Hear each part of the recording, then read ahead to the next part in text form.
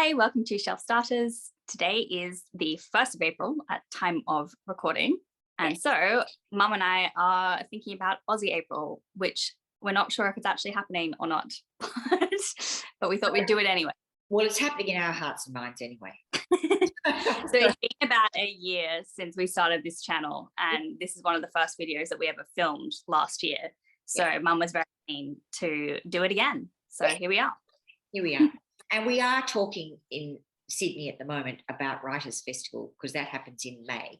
So really we're at that time that I love most of all from a literary perspective, because this is when everybody talks about what they're reading.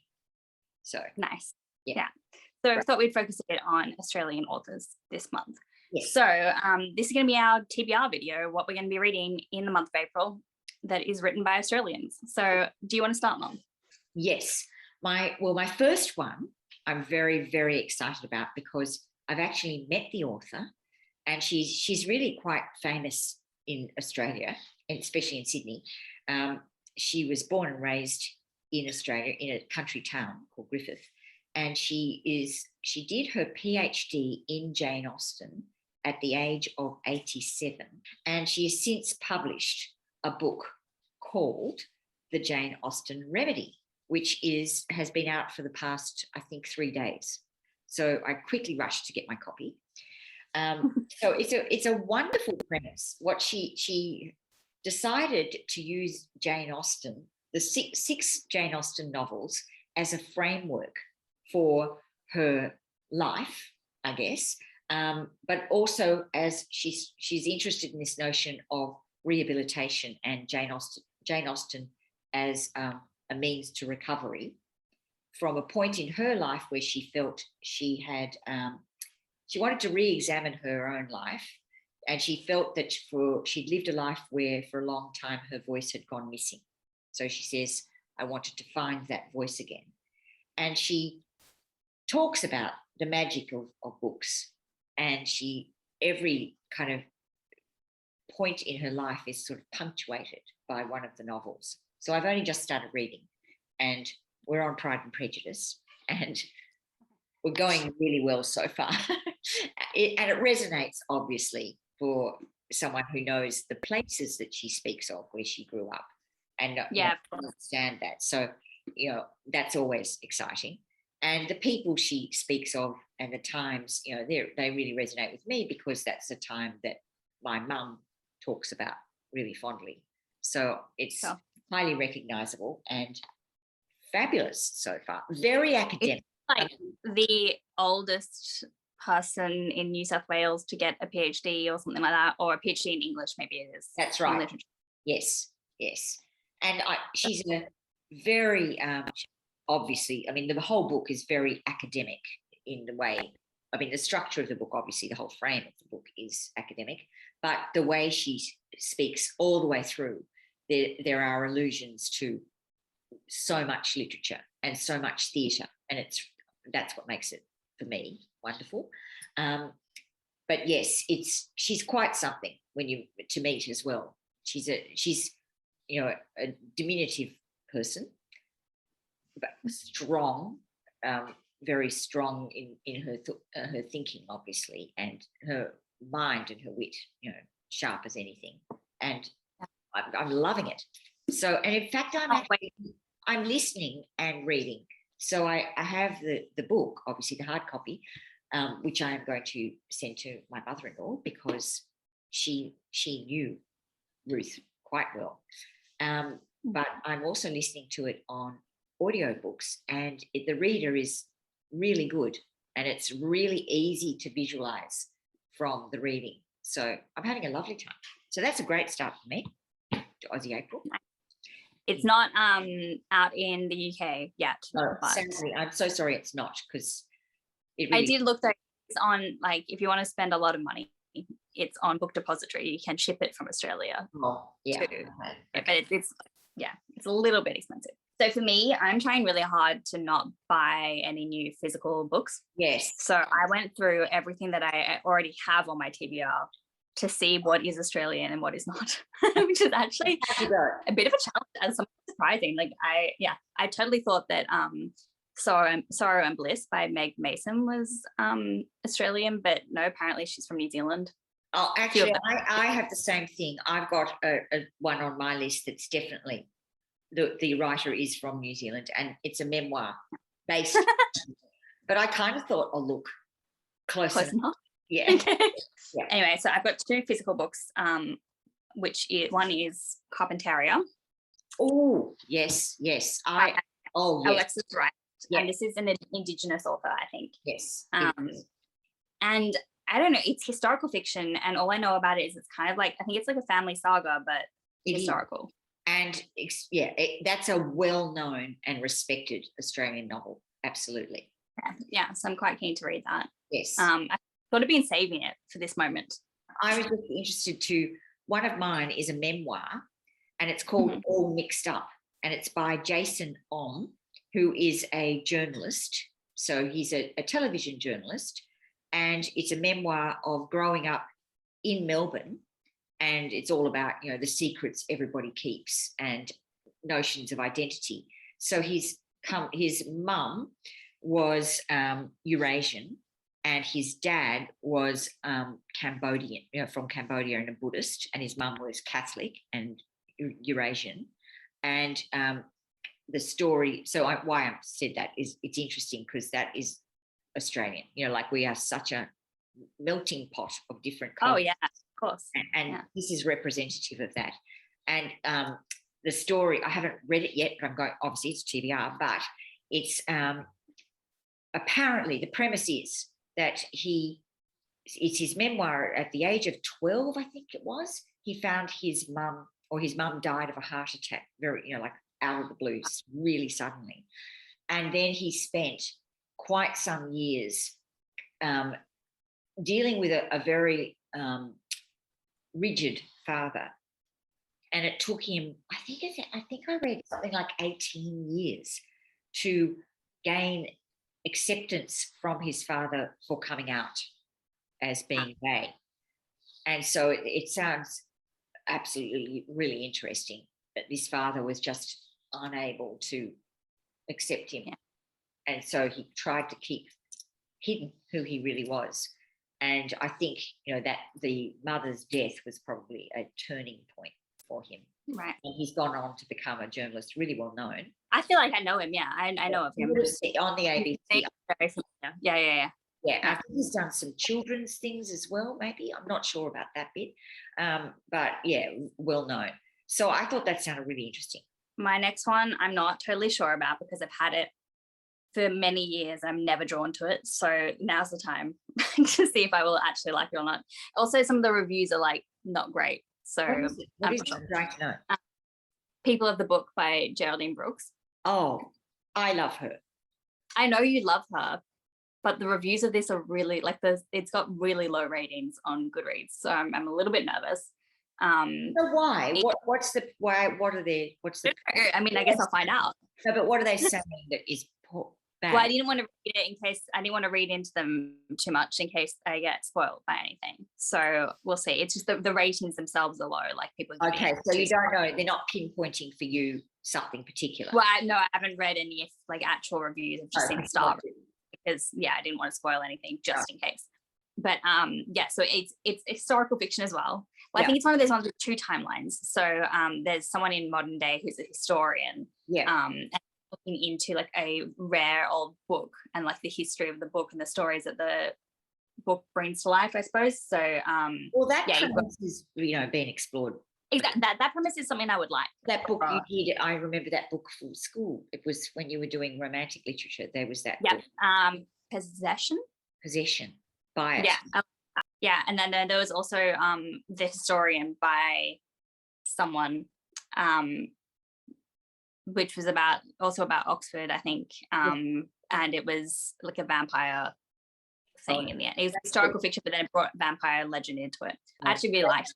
You say vampire and I'm out. But this is not about vampires. It wasn't like the typical like fantasy vampire sort of situation. It was very much like more in the sort of history and legend kind of thing. But here, this is actually, so she's not actually a historian. She's a rare book restorer. And then, there's this book that she has that is during World War II, Bosnian Muslim, I don't know, some Jewish prayer book. Yeah, so I think maybe the World War II part is also slightly putting me off because I'm not a huge fan of World War II fiction.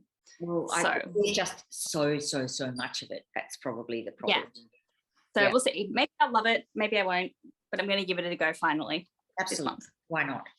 It does at least. I think it has a map, which always excites me. I do like a map. At the beginning. So yeah, that's positive. So yeah, those are my two physical ones. Yes. Do you want to go on to your next? I've got a lovely little one I'm looking at here. It's called A Solitary Walk on the Moon, and it's by Hilde Hinton, and she is the big sister of an actor, well, of two people, an actor called Samuel Johnson, Australian actor, who's a fantastic, really good actor.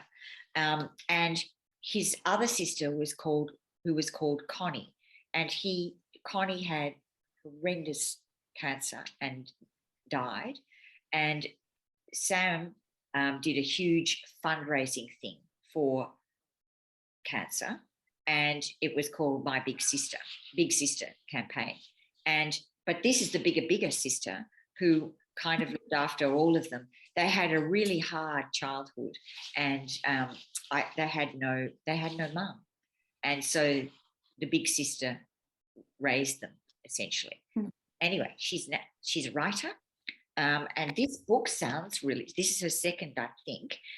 Basically, it's set in Melbourne in a laundromat. So the protagonist owns a laundromat in Melbourne, and it's basically the story of all the people who come into the laundromat. So they're just ordinary people. That's kind of cool. I like that idea. I think that's really cool. So the book opens, I've only read the first chapter, or I had a little sneaky read of the first chapter, and it's about, she's actually doing up the laundromat. She's painting one of the walls in the laundromat really, really bright blue, because it's a wall she thinks that everyone has to look at a lot, because they're loading machines and unloading and putting on, colours and doing all that, and they're whites and they're drying and all the rest. So she wants them to have a bright, happy wall to look at. That's nice. She sounds really nice. Her name is Evelyn, the protagonist, and she just sounds really lovely. Like, she cares about the people a lot. And of course, they'll obviously come in and tell their stories to her. So I think that's what's going to happen. I don't know if any of them have any ongoing relationship with other people in the laundromat. That could be, we'll find that out. But I thought that just sounded lovely. Cool. Yeah. It reminds me of Shameless when she redoes the laundromat. A bit like that. And there was a film called My Beautiful Laundrette many years ago. So, yeah, laundromats are really, they've been a bit of a motif, for relationships. People's lives. And you know what it makes me think about, Rosie, is when we were living together in Paris for that little time, and we'd save up and go to the laundromat, and you literally would have enough laundry to be there for 10 hours. Remember, we would actually leave our laundry, go and get coffee, walk around, come back, look at a bookshop, come back, see how the load was doing, pick it up. Yeah, because there was never room to dry things in the flat. So you've got to go out and come back, and you've got to kind of talk to the other people, the other, inmates of the laundromat. And you do get to know people, and it's a cross-section, obviously, of life. So, I think that's a really cool notion for a novel. Anyway, Very cool concept. Yeah, we'll see. What's your next one? So my next ones are all on Kindle. Yes. I have how many? 1, 2, 3, 4 on Kindle. Yeah. 2 of them are like crime / mystery ones. One is Miss Phyrne Fisher Investigates. Oh, that's a series they call TV series, isn't it? I think it probably was a TV series. It's like an old detective series. Yeah, it's been turned into a television series with quite a famous Australian actress. Yeah. Okay. So I've got the first one. And that sounds like a fun. It's kind of like an Agatha Christie but Australian, I think. Yeah. And then the other one is called different things depending on where it's published. So it's called either Opal Country or Treasure and Dirt. And it is the next one in the series by Chris Hammer, who was he releases one like pretty much every year in the last few years. And it's a crime series set in Australia. It always covers a lot of like rural locations. I think the first one was Scrubland. Oh yeah, I've heard of that. Yep. Right. So I've been reading them as they come out over the years, and they're quite fun. They're like quite chunky. You get really into it. There's often maps, actually, speaking of maps, of like the town and whose house is where and stuff like that. Because so I'm quite because these towns, the town is so small that everyone definitely knows. Everyone knows each other. But also they go out to properties that are very, very large and very, very isolated. So that makes for excellent crime, obviously. That isolation, the possibilities. Yeah, I think Australia is a really good setting for crime. Yeah. So for crime stories, I should say. The land is so almost sentient like it really is. It's so vast. Yeah. So then my next two are not crime, and I'm not really sure what they are. I think one of them is historical fiction, and maybe the other one is like horror, maybe. So one is one that I think you've read, the Dictionary of Lost Words. Oh, I've read that. That's good. That is good. Yep. I read the other one that came out around the same time that had a very similar premise, and I loved that one. The only thing that I struggled a little bit with the Dictionary of Lost Words was it's a child. It's a child. Yeah, that's right.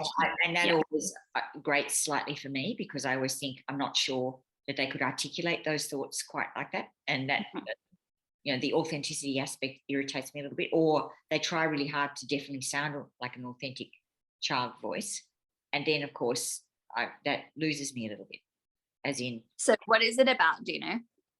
It's literally about making a dictionary. So the child's father is making a dictionary, an adult dictionary, and there are lost words he just throws down on the floor in their special little cottage where they're the little shed where they're making and so all the words that he's not using fall on the ground, on the floor under the table, and she gathers those lost words. Oh, cool. So it's an interesting concept. That's right, because the one that I read, I think it was something else with dictionary in the name. I'll put it up on the screen. And it was the opposite thing, where someone is adding in fake words to the dictionary. Oh, okay. Yeah. Opposite premise.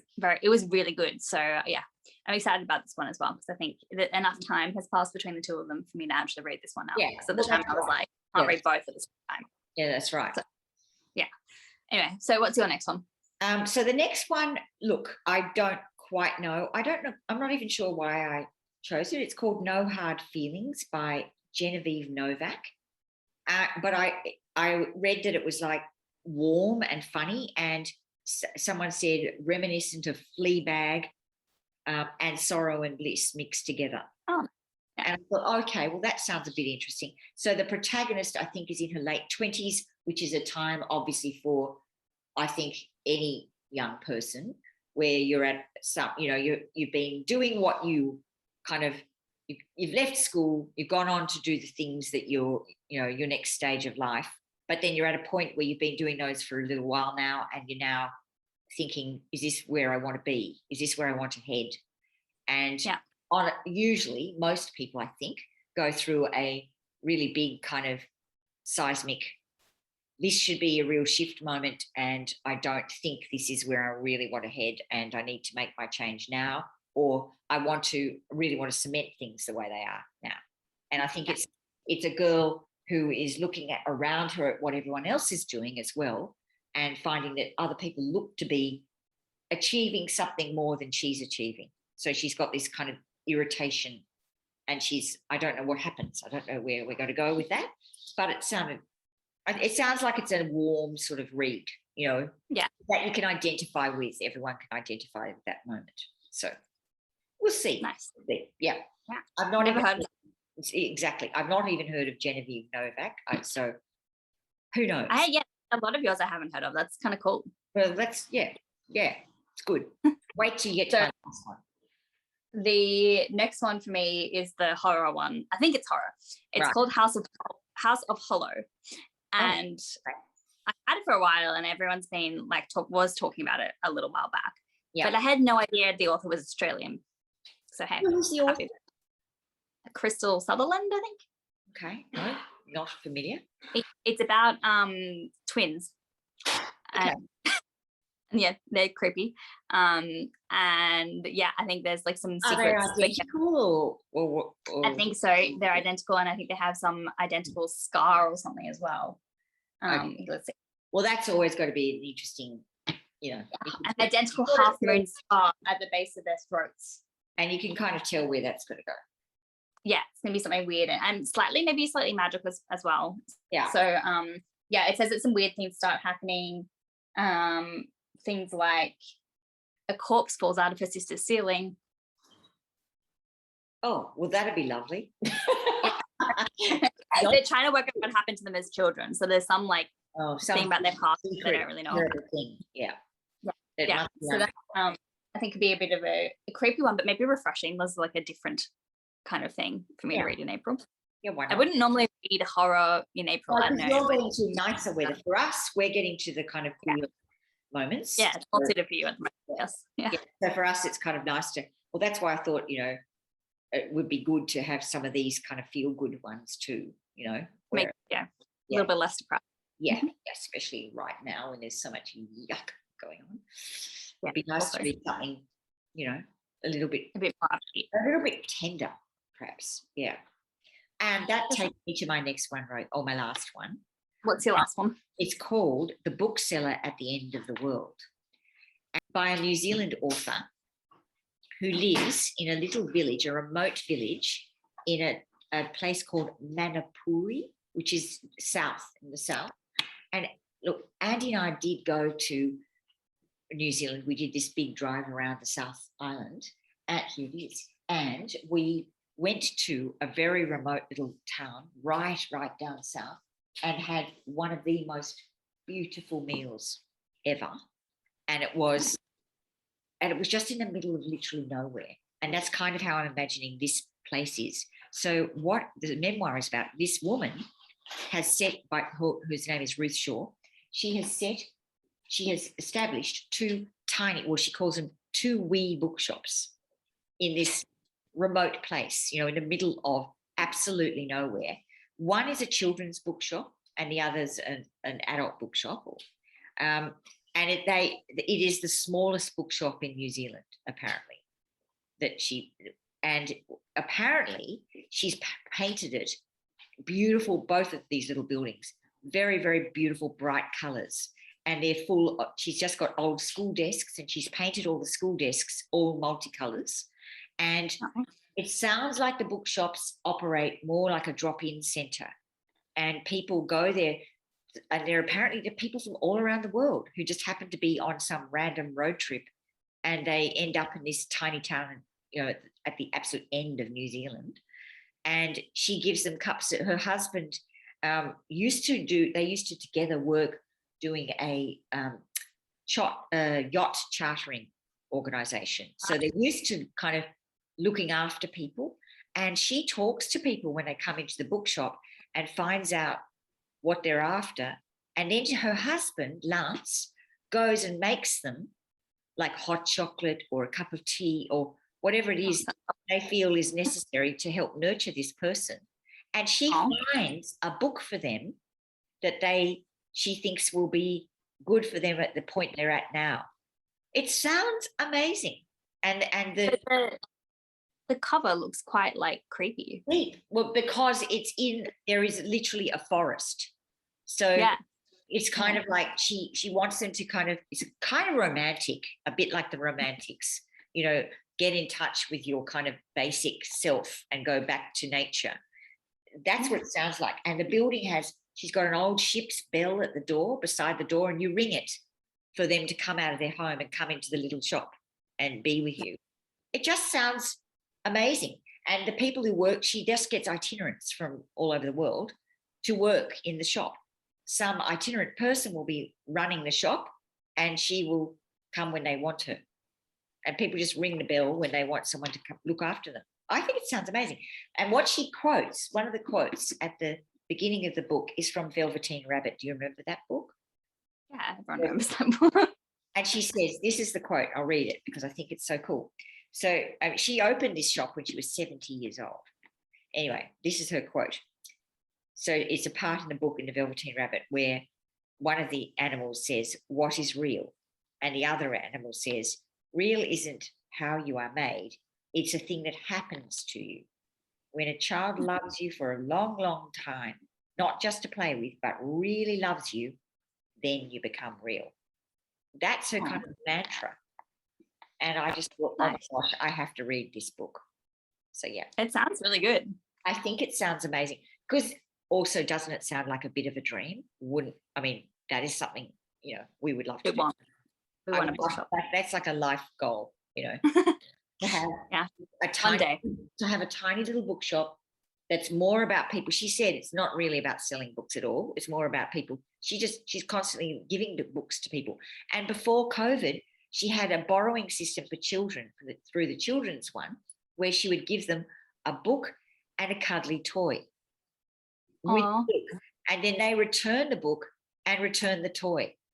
And then she washes the toy. So she said she just had this clothesline filled with soft animals all hung by their ears along the line, because she would just, so to make a child feel really like comfortable and happy, they would have this little soft toy while they're reading their special book that they've borrowed from her shop, which obviously no one ever buys any actual books. So I don't know. Obviously she makes a living out of it. But it is this lovely way of nurturing people. Yeah. It's just fantastic. So I can't wait to read that. Let's go to the top of my pile. My others are just not exactly Australian, but close enough. Well, I think we can adopt Australia as part of New Zealand. Yeah. Anzac, why not? It's close enough. Yeah. It's close enough. And it's Anzac month. Anzac Day is 25th. Another reason why. So there's many reasons. Thematically, it just all goes together. It works. Yes. Yeah. So my very last one is I'm going to re-listen to Cloudstreet on audio. Oh, totally fantastic. After like a while, I just feel like I need to revisit it, I need to come back to it. Totally. So it is a book to be read out loud. And the audio was, you listened to that. How old were you, Rosie? Too young. I just for listening to it in the car. We used to listen to it on long drives. Or to our family farm.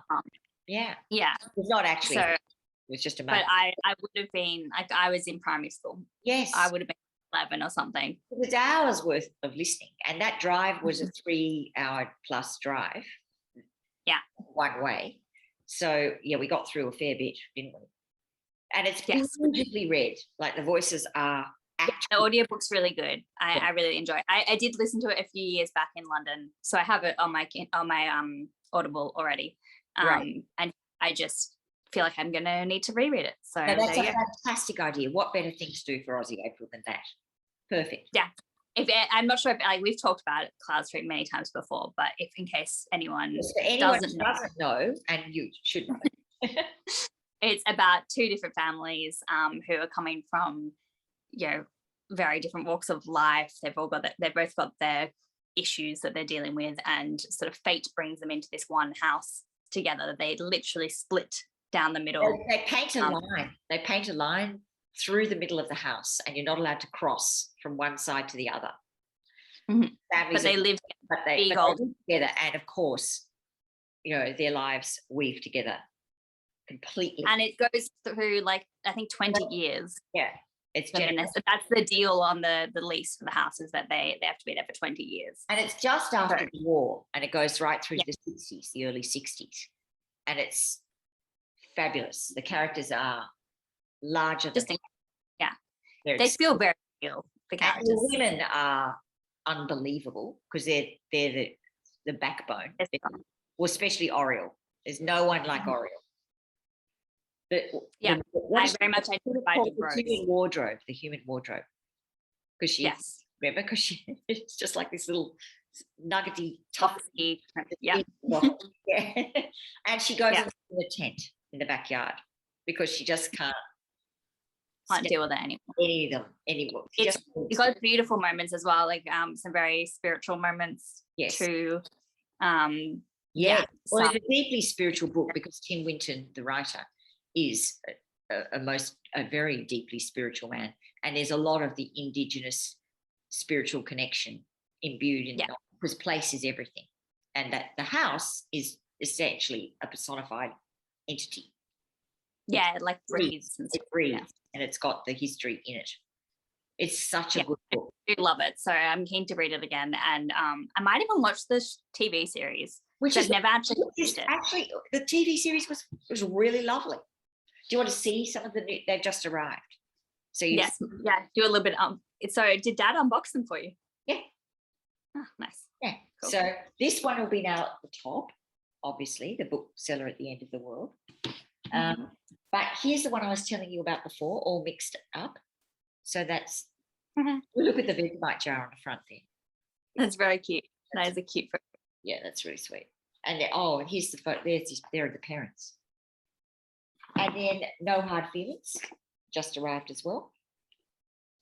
Hungover, underpaid, and overwhelmed is the catchphrase there.